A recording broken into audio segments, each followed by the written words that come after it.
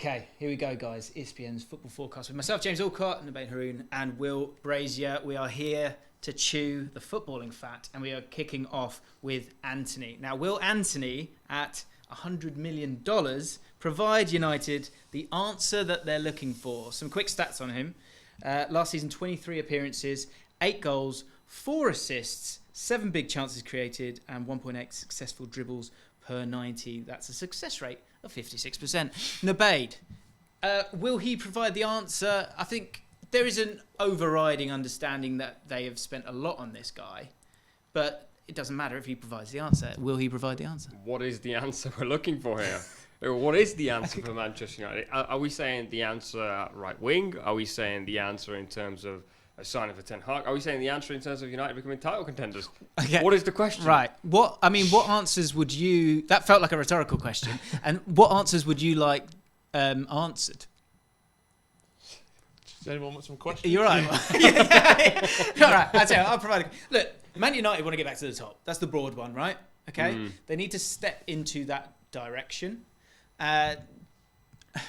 Is he going to get them in top 4? I think that's probably the top line question, because they need to get back in the Champions League. No, because I think obviously as you just said there, the money they're paying for him is extortionate. Ajax have pulled their pants down, and is it way too much then? Yeah, in my opinion, it's outrageous. Yes, it's disgusting. You're upset. I think disgusting is probably a stretch, but when you sign a player for €100 million or dollars, you need that player to have a certain amount of output. I'm not opposed to a player not having a great output, but if you pay that much money, they've got to be scoring goals and getting assists. Luis Sinistero, who went to Leeds, got 12 goals and 7 assists last season, and he played for a worse team in the Dutch league. Gakpo, 12 and 13 last season. So then you go in, okay, like good footballer, doesn't score enough goals, doesn't get enough assists.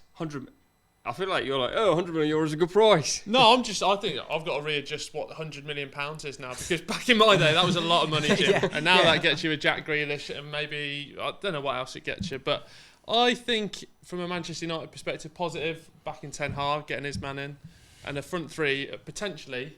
We were discussing affair. You didn't like it, of Antony, Sancho, and Rashford firing. And we'll talk about the game against Arsenal later on, but pace, counter-attacking football, that's very exciting if you're a Manchester United fan. It's at its most optimistic, it's an eye test signing. Now, Rafinha came to the Premier League and he only ever scored 5 goals. That was his, the top that he'd done. And then he's come in and obviously, torn it up. So it can be done. And if you have seen Antony play, he is pretty special. And he's going to play on that right-hand side. That I've got no doubt. He's going to offer up that bit of flair and excitement. Might make Man United fans smile. Imagine that. Well, I wouldn't go too far, Jim, because that's a big ask. But it is an eye test one, and it's on Ten Hag a little bit. I've got to say, I think it was in one of the comments on one of my videos. I thought it was such a great point. The problem with Man United is it's so late. These signings are so late. You look at the players that brought in, like Martinez. Malacia was a bit of a shot in the dark. We weren't expecting that one. But De Jong didn't get done. And Antony, we could have said De Jong, Martinez and Antony in May, couldn't we? Especially once you know Ten Hag's coming through the door. So I think that's the problem. There's a lack of excitement, which means that it's soured that. So you're at a sort of negative starting point where generally when you bring in a transfer, you're excited, aren't you? Yeah, I think when you spend a lot of money, you naturally are excited as well. But I think that adds pressure too, right? Yeah, I think like United fans are currently at this stage where a lot of the most recent expensive signings haven't really worked. And the problem is their expectations really low from the get-go. If he doesn't start well and has a couple of difficult games, for example, if he has a Darwin Nunez gets sent off in his 3rd game, because Liverpool have such a good output in transfers, the vibe's always good. But if this doesn't work after 3 or 4 games, the pressure is on, and then all of a sudden you're going, oh, now the price tag really means something. But I feel like with Liverpool, Man City, all the thinking's joined up. And Manchester United, it feels, we lost 2 games, they're not happy already.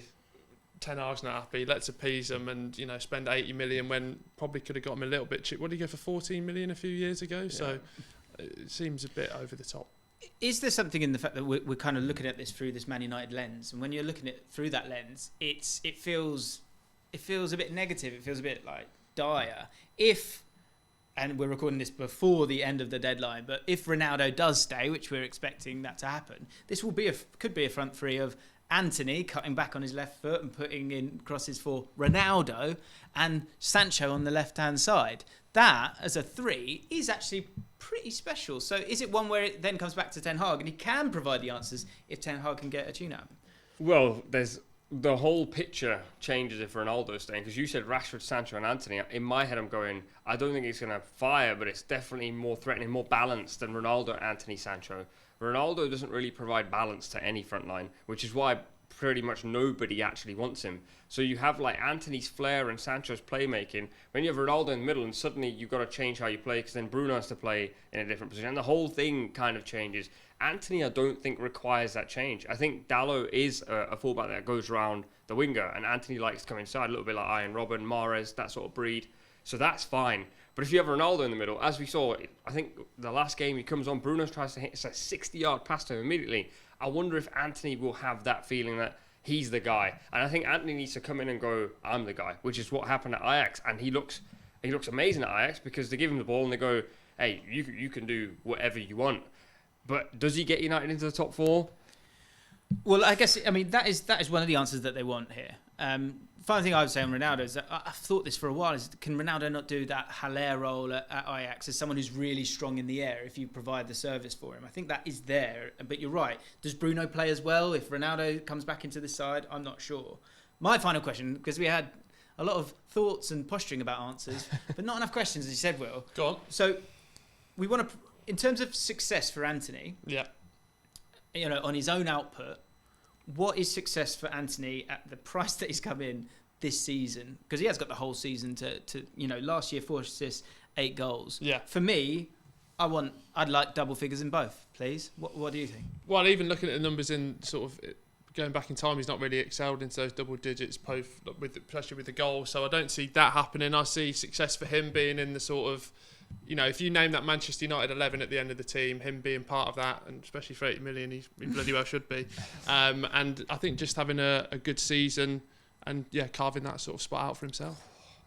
For me, that's 100 mil. What do you need? You need to score 10 goals, 10 assists. That's the absolute basic level for 100 mil. I want more. But if he wants to just be like, I've done enough, that's how you do enough. I think we've got to readjust what 100 mil is there now, because that's things. That's another video. Times are changing. That's another video.